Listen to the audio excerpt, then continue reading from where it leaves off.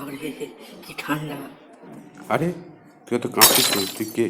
আমার এখানে কোনো ঠান্ডা নেই, গাড়ি ঘোড়া চলছে, বেশ ভালোই তো আছি।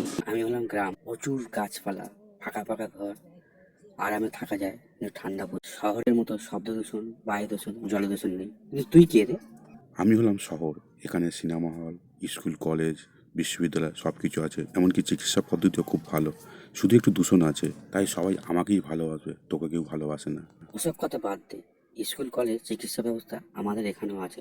আমাদের এখানে টাটকা সবজি আর পুকুরের মাছ, এরই উৎপাদন করা চাল আর সবজি, তার খাওয়ার আনন্দ তুই কি বুঝি? আমাদের এখানে মানুষজন খুব সহজ সরল এবং সাদাসিধা হয়, সবার সঙ্গে মিলেমিশে থেকে আনন্দপূর্ণ জীবনযাপন করে। আর আমাদের এখানে আনন্দ করার উপকরণ তো অনেক কিছু আছে, সিনেমা হল থেকে থিয়েটার হল। আর বলিস না, তোরা সবাই আমাদের এখানে পিকনিক করতে আসে, আর আমরা ছাড়া তোরা কিন্তু অচল। আমার মতে গ্রাম জিতে গেছে, আপনারা কি বলেন?